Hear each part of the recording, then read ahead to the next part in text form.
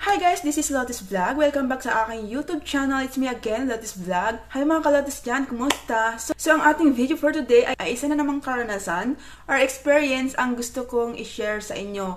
So ito yung aking naging experience noong umattend ako ng seminar sa CFO. So ito yung mga dapat na dalhin mo or requirements pag pumunta ka sa kanilang CFO office. So una, dapat mayroon kang dalang photocopy passport ng fiancé mo, and then dapat dala mo yung passport mo, tapos mayroon kang isang valid ID or government ID, and then ano pa nga ba? And then dala ko yung proof ng aming relasyon.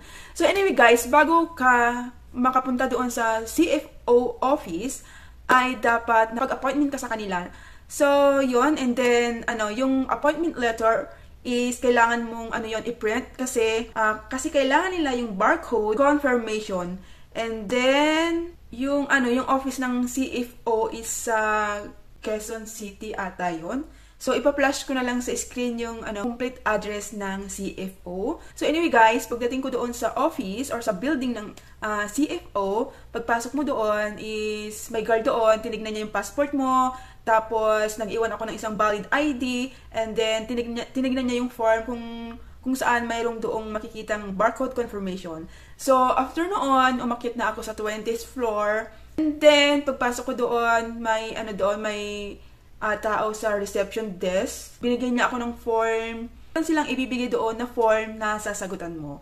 So, after noon, pagkatapos na is ipasa mo na. Pero nung pinasa ko yung form na nung pagkatapos ko is pinag-antay muna ako and then tinawag. Then after doon, pinaupo ako. Tinignan yung passport ko, yung photocopy ng passport ng aking fiancé. And then, ano pa nga ba? Yun, kinuha din niya yung form na sinagutan ko. And then, meron siyang binigay na maliit na papel, nakasulat doon kung saang room ka pupunta. And then doon, pagpasok mo, may mga ibang applicante doon na kasama mo, tapos yung counselor mo. And then, yung mga topic nila doon guys is all about anti-trafficking, male spouse, ganoon, at iba pang mga rights mo or dapat mong gawin kapag na-abuse ka sa bansang pupuntahan mo. So, ayun, ang dami nilang diniscuss sa amin. Basta marami. Hindi ko na matandaan. Basta, it's all about ano yung dapat mong gawin pag na-abuse ka sa bansang pupuntahan mo, mga ganoon. Kaya tayo dapat umatin sa CFO seminar kasi gusto lang nilang i-make sure na kung buo na ba yung decision natin, or gusto nilang makita na talagang yung pagpunta mo doon sa ibang bansa ay galing sa kaloob-looban mo, yung walang nagpilit sa'yo, ganon, or yung nadala ka lang sa matatamis na salita, mga ganon ba. So yun, kasi yung CFO certificate, guys, is kailangan nila yun sa airport bago lumabas sa ating bansang Pilipinas. Kailangan yun sa immigration.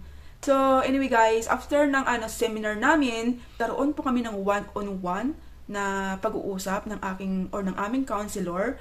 May interview na naganap one-on-one. Ang tinanong niya sa akin is kung ilan taon na kaming magkakilala ng aking fiancé that time, and then saan kami nagkilala, saan kami nagkita, ganon. So yun lang guys, yung mga tanong nila sa akin. Ayun na nga guys, tinignan niya yung mga pictures namin, ganon. Sabi niya, nag-uusap din pala kayo ng nanay ng fiancé mo. Sabi ko, opo, ganon.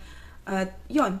So, tinignan niya lahat ng pictures na dala ko is tinignan niya. Ganon sila ka-interesado sa pictures na dala-dala mo. Kasi doon nila makikita talaga kung tunay ba yung relasyon nyo or yung pagmamahalan yung dalawa. Ayun, akala ko is mahigpit yung mga counselor doon sa mga katanungan. So, depende pala sa case ng ng visa mo. Ayun, so hindi naman sila naging mahigpit sa akin. Kasi marami akong napanood na ganun, mas mahigpit pa daw silang magtanong kaysa mga American consul sa US Embassy. So, based on my experience naman, hindi naman sila naghigpit sa akin. Kumbaga, siguro naramdaman nila na naramdaman nila na na totoo nga yung aming relasyon ng aking fiancé, 'di ba? So, ayun guys, and syempre advantage na rin yung single kami parehas, kumbaga walang sabit. Kasi yung mga ibang counselor, nagfo-focus sila sa mga sa mga divorce, ganun, lalo na kung ilang beses nang divorce yung fiancé nila. So, doon sila focus talaga. Ang dami nilang kinakalkal, hinahanap, kasi nga gusto lang talaga nilang i-make sure na i-make sure yung kaligtasan mo, yung kapakanan mo. Yun lang yun lang yung point nila, kasi nga in case na may mangyari ganon, malayo nga tayo sa ating sariling bansa, walang ibang tutulong kundi yung sarili natin. So, yun lang guys yung aking na-experience sa CFO seminar. After ng aming pag-uusap one-on-one is, okay, bibigyan na kita ng certificate. Pinapunta niya ako doon sa cashier, and then meron akong binayadan. Nakalimutan ko na kung magkano yung binayadan ko, pero hindi siya mahal.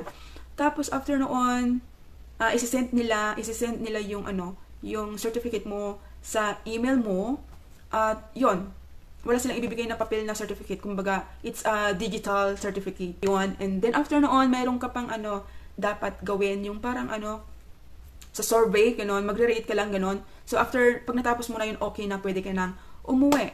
So bago pala ako lumabas guys, is chinek ko yung email ko kung meron na akong na-receive na certificate galing sa kanila, and then yun na, may na-receive na ako, and then umalis na ako. And then guys, ang gusto kong i-share sa inyo, I hope nakatulong itong video ito. So please like and subscribe. Bye! Thanks for watching!